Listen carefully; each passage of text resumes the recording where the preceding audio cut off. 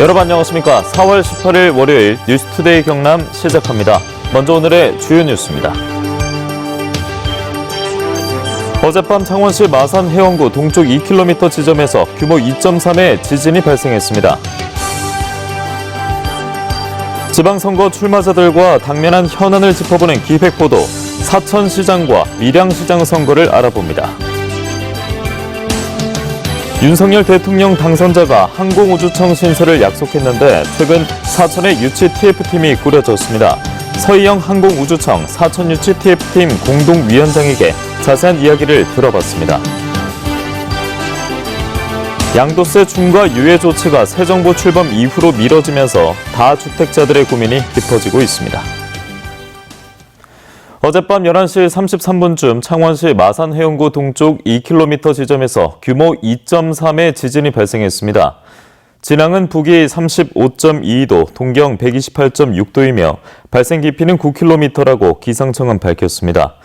이 때문에 창원 소방본부에는 지진 발생 여부 등을 묻는 전화가 200여 건이 접수됐지만 피해 신고는 없었습니다.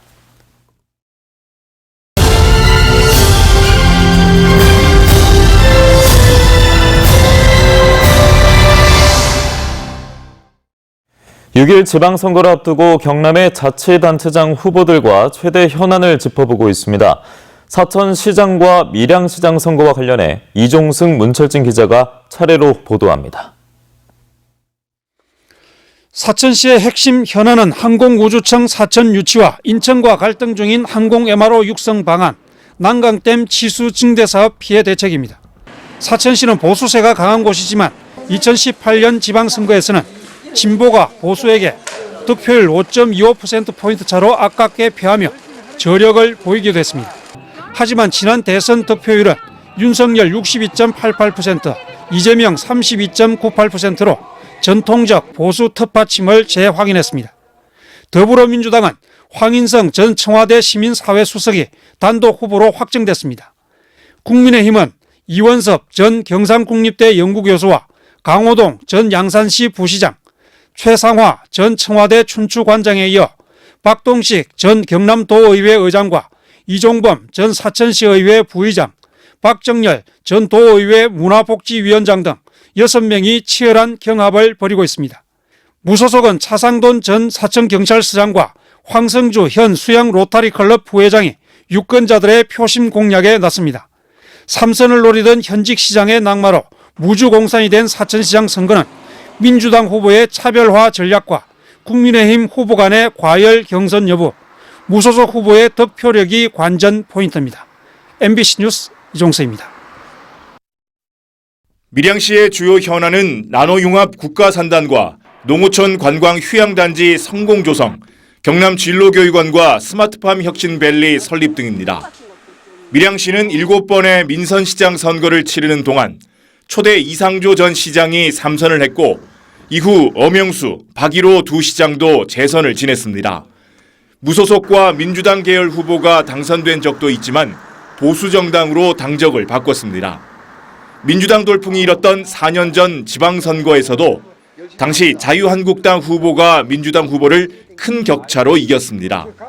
이번 대선에서도 국민의힘 득표율이 64.56%로 경남 8개 시 가운데 가장 높았습니다. 선거 때마다 인물난을 겪은 더불어민주당은 이번에도 아직 출마 선언을 하거나 예비 후보로 등록한 사람이 없습니다. 국민의힘은 박일호 현 시장이 3선 도전 의사를 밝힌 가운데 안병구 변호사가 도전장을 내밀었습니다. 김병태 전 밀양시 행정국장은 무소속 후보로 선거에 나섰습니다. 다른 지역보다 단순한 선거 구도 속에서 누가 국민의힘 공천을 받을지에 관심이 쏠리고 있습니다. MBC 뉴스 문철진입니다.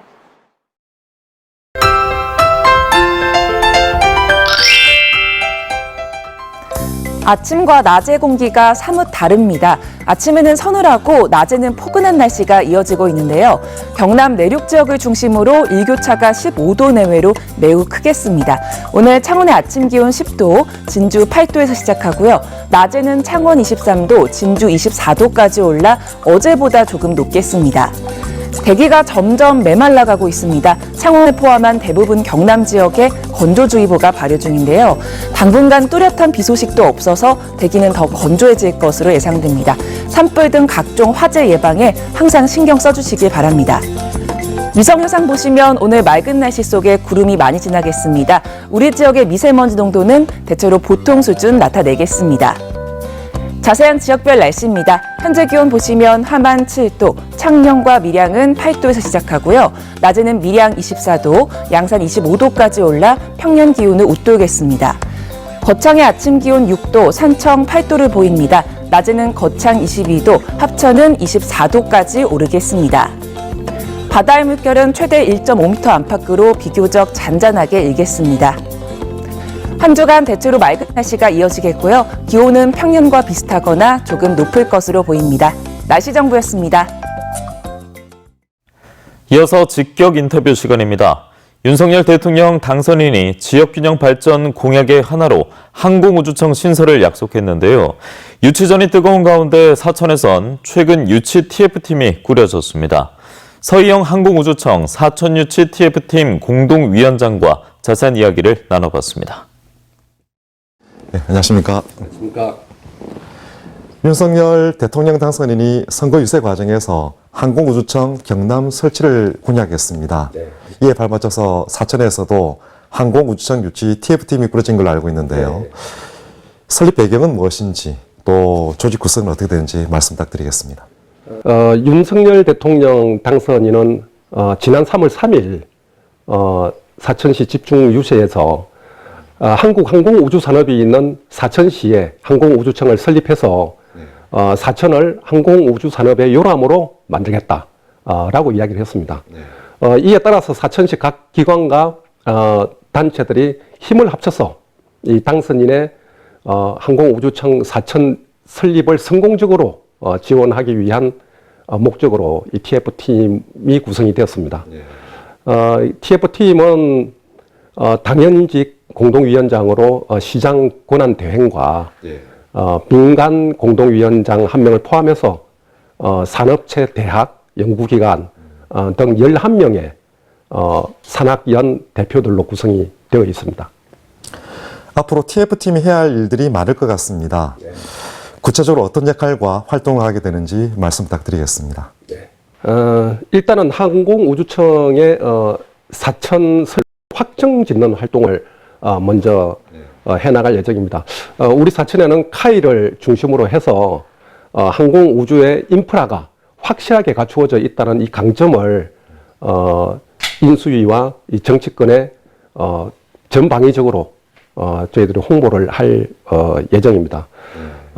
동시에 항공우주청이 유치가 확정이 될 경우를 대비해서 항공우주청 입지 및 부지 확보 방안과 임시청사 지원 방안, 그리고 항공우주청 직원들의 거주 여건, 그리고 문화, 체육, 환경 개선 등 포함해서 좀 광범위한 그런 지원 방안을 생각을 하고 있습니다.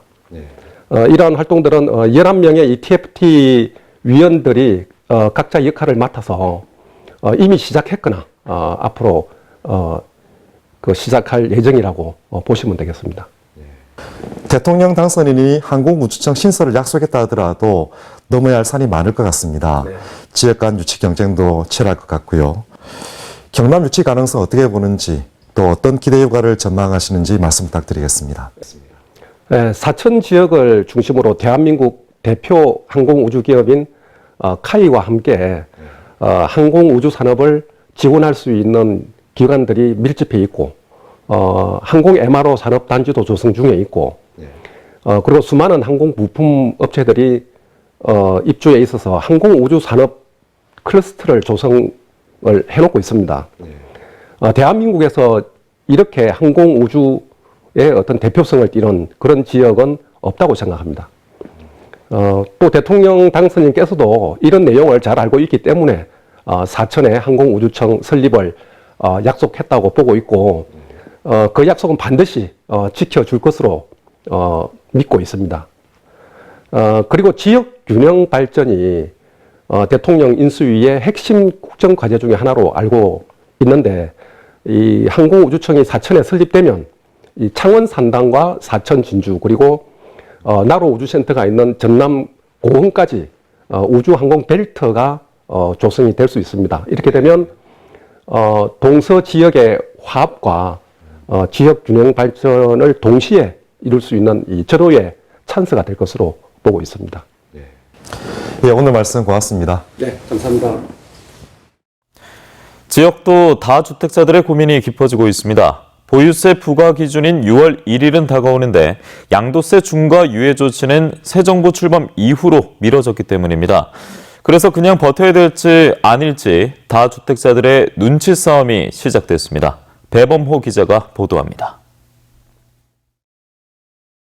부산의 다주택자는 약 16만 2천 명 정도로 추산됩니다. 지난해 연말 발표된 통계청 자료에 2020년 기준 부산 지역 전체 주택 소유자 100만 2천 명 중 16.2%가 다주택자입니다. 부산 다주택자 비율은 1년 전인 2019년 15만 5천 명, 15.7%보다 7천 명 정도 늘었습니다. 2년 넘게 이어진 집값 폭등에 따른 부동산 투자 또는 투기의 결과로 보입니다. 이들 다주택자의 눈치 싸움이 시작됐습니다. 부산 공동주택 공시가격이 지난해 19.6%에 이어 올해도 18%나 오르면서 다주택자들의 보유세 폭탄이 불가피한 상황. 이 영향 탓인지 현재 부산의 부동산 매물은 2달 전에 비해 13% 늘었습니다. 보유세 회피 매물이 증가한 것으로 해석됩니다. 최근 이슈는 양도세 중과 유예. 현재 다주택자는 보유 주택을 팔 때 추가로 20에서 30%의 중과세율을 적용받는데 3주택 이상 보유자의 경우 최고 세율이 75%나 됩니다. 인수위원회가 이를 1년간 한시 유예하자고 했는데 현 정부가 이를 거부하면서 새 정부 출범 이후 시행될 예정입니다. 보유세를 내가 낼 수 있는 능력이 있느냐? 그래, 보유세를 낼 능력이 있다. 그러면은 보유세를 낸 것만큼 가격이 올라가는 지역의 주택을 갖고 있느냐, 그렇지 않은 지역을 갖고 있느냐, 그 두 가지를 판단해 줘야 된다고요.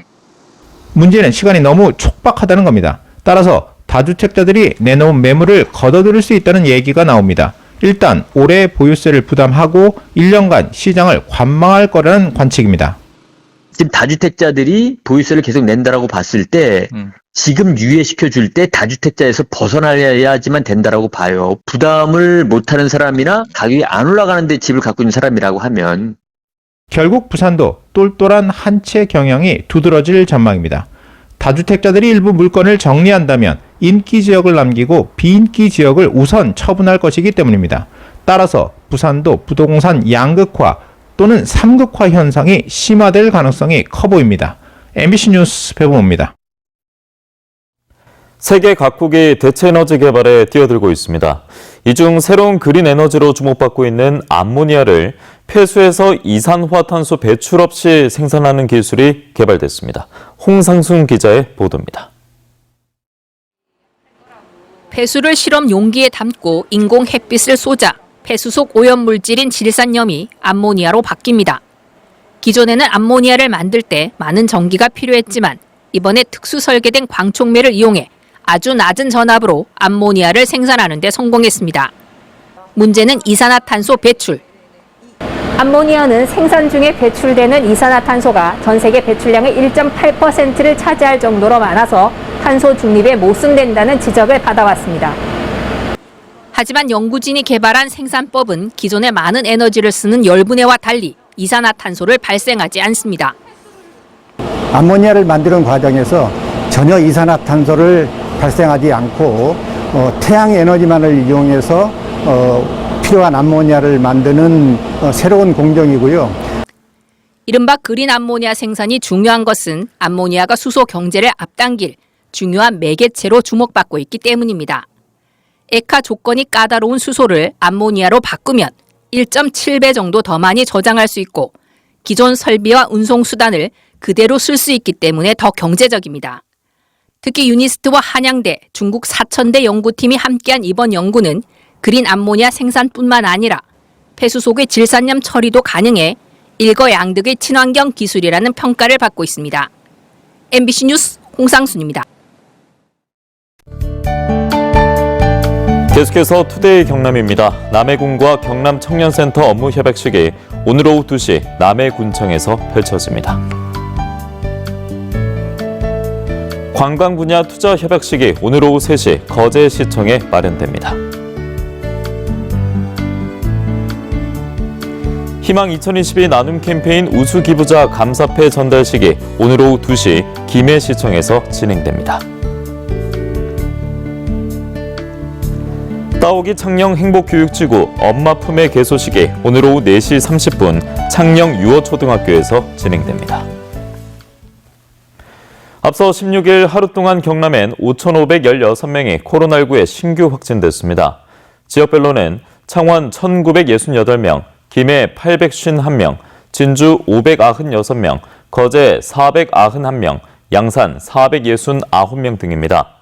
재택 치료 중인 확진자는 5만 9천여 명, 위중증 환자는 29명으로 병상 가동률은 34%를 기록하고 있습니다. 한편 추가 사망자 8명이 발생해 지금까지 1,070명이 숨졌고 누적 사망률은 0.11%입니다. 역사와 문화가 있는 부잣길 걷기 100회 행사가 의령군 전곡면 호암생가 일원에서 펼쳐졌습니다. 걷기와 함께 100회 기념 행사도 열었는데 호미산성 정상에 들어선 팔각정에 이름표를 달고 현판 제막식을 진행했으며 작은 음악회도 마련했습니다. 이 부잣길 걷기 행사는 2014년 1월 시작해 매월 3번째 일요일마다 진행돼 왔습니다. 진주시가 2022년 기록화 사업 대상 인물로 청담 스님과 김서정 작곡가, 성계욱 무용가, 최계락 문학작가, 황영두 화가 5명을 기록 대상 마을로 남강댐 건설로 수몰된 귀곡동과 지편면 등 2곳을 선정했습니다. 진주시는 지난해부터 문화자산을 확보해 물려주기 위해 지역의 인물과 마을 기록화 사업을 진행하고 있습니다. 국민의힘 경남도당은 어제 김해 건설공고에서 광역기초의원 공천 신청자를 대상으로 공직 후보자 기초 자격평가를 실시했습니다. 경남에 공천 신청한 대상은 지역구 광역의원 122명과 비례대표 광역의원 9명, 지역구 기초의원 308명과 비례대표 기초의원 58명 등 497명입니다. 평가 영역은 공직자 직무수행 기본 역량과 분석 판단력 평가 등 8개 과목 30개 문항으로 합격과 불합격제가 적용됩니다. 진해만을 혁신 거점으로 창원시와 거제시, 통영시, 고성군 등 4개 시군이 문화, 관광, 경제벨트 구축에 힘을 모으기로 했습니다. 4개 시군 단체장들은 협약을 맺고 진해만권 문화, 관광과 경제벨트 구축을 위한 사회 기반시설 확충 및 교통수단 도입, 해상풍력 클러스터 구축, 진해만 해양 폐기물 공동 처리와 수산자원 보호에 협력하기로 했습니다. 김해시가 코로나19로 어려움을 겪고 있는 지역 소상공인들을 돕기 위해 대대적인 상생 이벤트를 올해 말까지 진행합니다. 김해를 방문한 관광객은 지역에서 소비한 영수증을 김해 가야 테마파크와 김해 천문대 등 주요 관광지에 제시하면 1인당 2,000원씩 최대 5명까지 할인 혜택을 받을 수 있습니다.